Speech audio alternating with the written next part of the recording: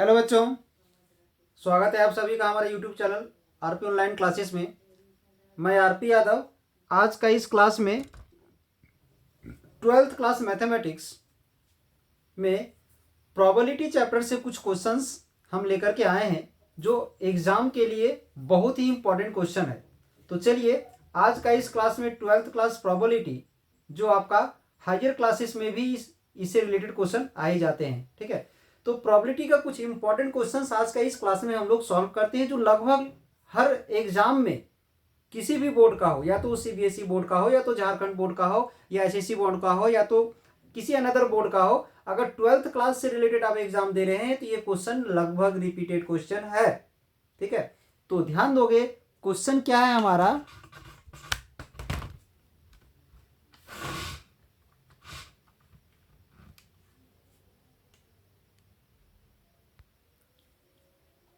Question क्या है, ध्यान दोगे। Determine probability of E bye F. तो ये हमारा कंडीशनल प्रोबेबिलिटी का एक क्वेश्चन है, ठीक है। ए क्वाइन इज टॉस्ड 3 टाइम्स। एक क्वाइन को हम लोग 3 बार टॉस करते हैं। तो सबसे पहले हम लोग सैंपल स्पेस लिखते हैं।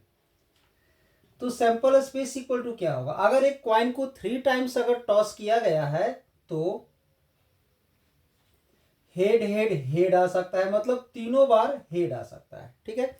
या 2 बार हेड और 1 बार टेल, 3 प्रकार से आ सकता है। टेल सबसे लास्ट में हो, या टेल बीच में हो, या टेल पहले में हो। तो 2 हेड और 1 टेल, ये 3 प्रकार से आ सकता है। फिर 3 टेल एंड 1 हेड 3 प्रकार से आएगा। फर्स्ट में हेड, बीच में हेड, लास्ट में हेड, या तो फिर तीनों बार टेल, ठीक है, तीनों बार टेल, ऐसा आ सकता है। ये हो गया हमारा सैंपल स्पेस, ठीक है। अब इसमें ई क्या है, ध्यान दोगे। ई है हेड ऑन थर्ड टॉस, तीसरे बार में हेड आना चाहिए। तो यहां पर तीसरा बार में हेड बोला है, बाकी फर्स्ट और सेकंड में क्या है कोई कंडीशन नहीं शो नहीं किया है, मतलब फर्स्ट सेकंड में कुछ भी हो सकता है, बस तीसरा को फोकस करना है। तीसरा में यहाँ हेड है, तीसरा बार में यहाँ हेड है, तीसरा बार में यहाँ हेड है, और तीसरा बार में यहाँ हेड है, ठीक है। अगर यहाँ exactly head on third toss बोला जाता ना तो सिर्फ और सिर्फ हमारा ये होता, बट ऐसा कुछ है नहीं। तो जहां जहां थर्ड में हेड है ये आ जाएगा, फिर इसमें थर्ड में नहीं है, ये थर्ड में देख हेड है, ये आ जाएगा। फिर यहां पर थर्ड में हेड है, इसमें थर्ड में नहीं है, यहां थर्ड में हेड है।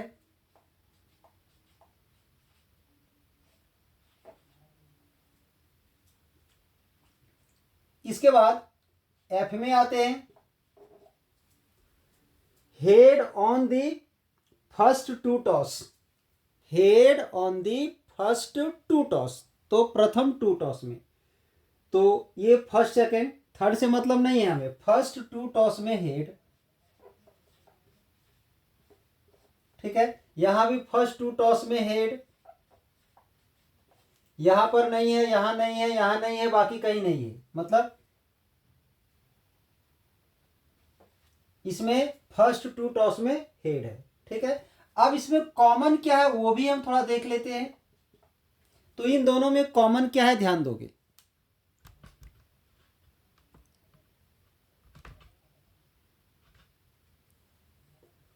तो इन दोनों में कॉमन जो है वो ये है कॉमन,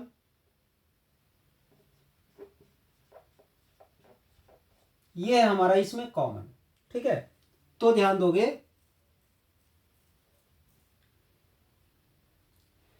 अगर इसका वैल्यू हमें फाइंड करना है, probability of E bye F, तो ऐसे तो इसका फॉर्मूला होता है probability of E intersection F bye probability of F.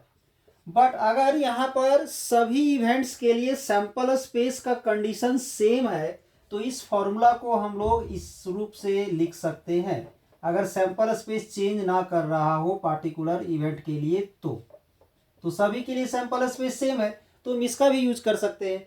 Number of elements या number of points in E intersection F, तो इसमें एक ही पॉइंट है, ठीक है, और एफ में कितना है 1 और 2, तो इसका आ जाएगा 1/2 आ जाएगा इसका आंसर। तो फिर से एक बार हम इस क्वेश्चन में रिपीट करते हैं, थोड़ा ध्यान दोगे। क्वेश्चन में क्या बोला गया था, determine probability of E bye F, एक कॉइन इज टॉस 3 टाइम्स, एक कॉइन को 3 बार टॉस किया गया है, तो अगर एक कॉइन को 3 बार टॉस किया गया है तो सैंपल स्पेस इतने तरीके से हमारा हो सकता है, ठीक है। इसके बाद ई किसे रिप्रेजेंट कर रहा है, तो हेड ऑन थर्ड टॉस, तीसरे बार में हेड आना चाहिए, पहला दूसरा का कोई भी कंडीशन रहेगा चलेगा। तो तीसरा बार में हेड यहाँ है, तीसरा बार में हेड यहाँ है, तीसरा बार में हेड यहाँ है, तीसरा बार में हेड यहाँ है, तो उन सभी 4 रिजल्ट को हम यहाँ पर ले लिए। उसके बाद बोला गया है head on the first 2 toss, तीसरे से कोई मतलब नहीं है, तीसरे में कुछ भी रहेगा चलेगा, फर्स्ट 2 में हेड, फर्स्ट 2 में हेड, ये आ गया, दोनों को कॉमन निकाल दिए तो ये हमारा आ गया। इसका ये फॉर्मूला होता है, अगर सैंपल पॉइंट सबके लिए सेम है तो इसी प्रोबेबिलिटी को इसमें हम कन्वर्ट कर सकते हैं। तो इसका यानी नंबर ऑफ पॉइंट्स, इसमें नंबर ऑफ पॉइंट्स हमारा 1 था, इसमें नंबर ऑफ पॉइंट्स हमारा 2 था, तो इसका आंसर आ गया हमारा 1/2।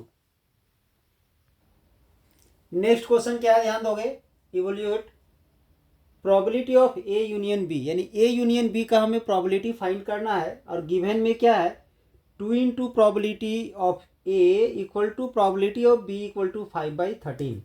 तो यहाँ से और probability of A by B का दिया हुआ है 2/5, तो ध्यान दोगे 2 into probability of A, 2 into probability of A का वैल्यू 5/13 दिया हुआ है, तो ये 2 इधर डिवाइड में ले जाओगे तो प्रोबेबिलिटी ऑफ ए का वैल्यू आ जाएगा 5/26 एंड प्रोबेबिलिटी ऑफ बी दिया हुआ है 5/13। अब इसका हम लोग यूज करेंगे कंडीशनल प्रोबेबिलिटी का। Probability of A by B का फॉर्मूला होता है probability of A intersection B divided by probability of B. तो ए बाई बी का वैल्यू 2/5 है, probability of A intersection B का वैल्यू नहीं है मालूम, इसको ऐसे ही रहने देंगे, बी का प्रोबेबिलिटी 5/13 है। अब यहां से ध्यान दोगे इस 5/13 को हम इधर मल्टीप्लाई कर देंगे तो किसका वैल्यू आएगा, तो probability of A intersection B का वैल्यू आएगा। तो क्या आएगा इसका वैल्यू, ध्यान दोगे 2/5 इंटू 5/13, तो 5 से 5 कैंसिल हो जाएगा तो 2/13 आ जाएगा। अब इसके बाद हम लोग क्या करते हैं, अब हम लोग को फाइंड करना है union. Probability of A union B का वैल्यू अगर हम लोग निकालते हैं तो इसके लिए फॉर्मूला पढ़े होगे आप लोग, फॉर्मूला पढ़े होगे probability of A plus probability of B minus probability of A intersection B, ये ठीक है।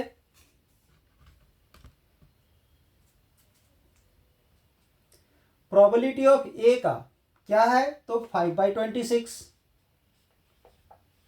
प्रोबेबिलिटी ऑफ बी का 5/13, probability of A intersection B का 2/13। अब यहाँ पर अगर एलसीएम लेते हो तो 26 आ जाएगा, ठीक है, तो आ जाएगा यहाँ 5, यहाँ पर 2 से मल्टीप्लाई होगा 10, यहाँ 2 से मल्टीप्लाई होगा 4, तो आ जाएगा 11/26 इसका प्रोबेबिलिटी यानी इसका वैल्यू। नेक्स्ट क्वेश्चन ध्यान दोगे, ए bag contains 4 red and 4 black balls, यानी एक बैग है जिसमें 4 red balls and 4 black balls है। ये हम फर्स्ट बैग इसे कंसीडर कर लेते हैं, इसे हम लोग बैग फर्स्ट, ठीक है, इसे मान लेते हैं बैग फर्स्ट मान लिए। इसमें 4 रेड एंड 4 ब्लैक बॉल है, ठीक है। इसके बाद अनदर बैग, अब एक दूसरा बैग है हमारे पास,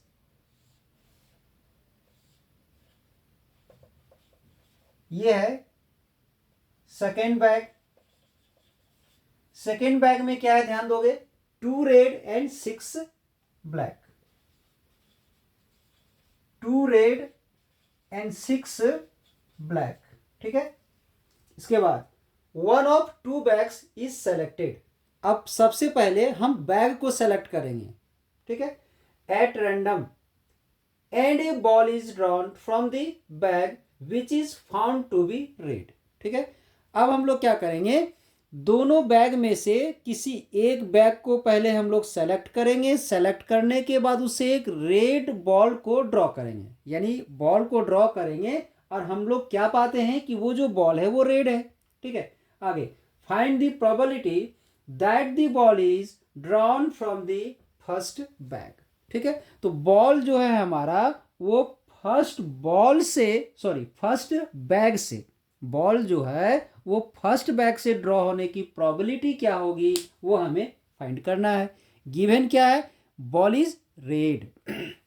ध्यान दोगे, फाइंड क्या करना है कि बॉल जो ड्रॉ हो रहा है वो फर्स्ट बैग का होना चाहिए और वो होना क्या चाहिए, रेड, ये हमारा गिवन है। तो ध्यान दोगे, सबसे पहले हमने लेट किए हैं E1 equal to event that first bag selected. पहले तो हम बैग को सेलेक्ट कर लिए, तो फर्स्ट बैग सेलेक्ट होने की इवेंट को हम E1 लेट कर लिए और सेकेंड बैग सेलेक्ट होने की इवेंट को हम E2 लेट कर लिए।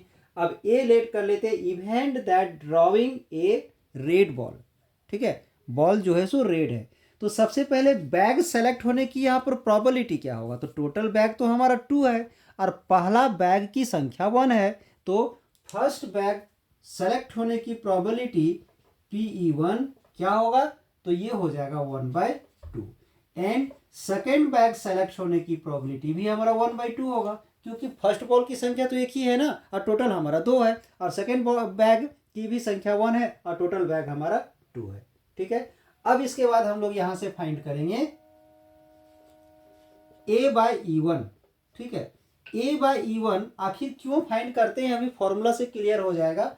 A/E1 का मतलब क्या है, यहाँ पर A/E1 का मतलब है कि रेड बॉल फर्स्ट बैग से आने की प्रोबेबिलिटी, फर्स्ट बैग से रेड बॉल आने की प्रोबेबिलिटी, तो रेड है मेरा 4 और टोटल है मेरा 8, तो क्या हो जाएगा 4/8 यानी 1/2।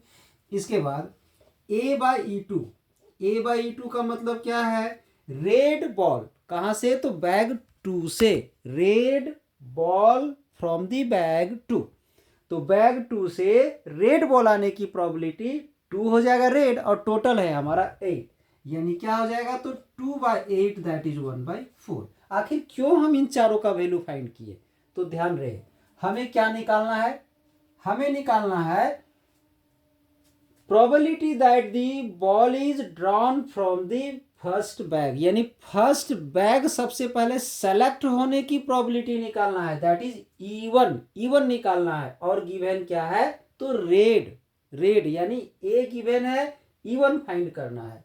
तो ध्यान दोगे E1 फाइंड करना है, ए गिवन है, यानी हमें ये निकालना है ये। तो अगर बाइज थ्योरम पढ़े हो आप लोग तो बाइज थ्योरम का फॉर्मूला याद होगा तो क्लियर हो जाएगा। इसका फॉर्मूला क्या होता है समझोगे ध्यान से। यहाँ जिसकी प्रोबेबिलिटी हमें फाइंड करना है ना, जो ऊपर में है उसको यहाँ पर लेते हैं E1, सिर्फ E1, नो डिवाइड, किसी प्रकार का डिवाइड नहीं।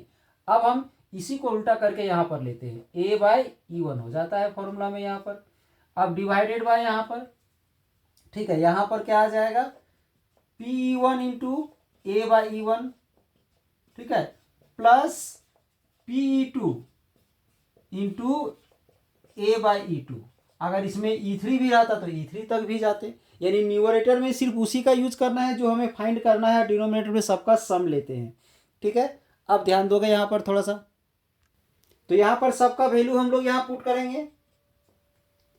E1 का वैल्यू, PE1 का वैल्यू 1/2 है, तो यहाँ पर 1/2 ले लेंगे, ठीक है। अब A/E1 का वैल्यू 1/2 है, 1/2 ले लिए, इधर इसका 1/2 और इसका भी 1/2, प्लस इसके बाद E2 का भी 1/2 ले लिए यहाँ पर, और a बाई ई टू, तो a बाई ई टू का वैल्यू 1/4 आ गया, 1/4। अब यहां से ध्यान दोगे,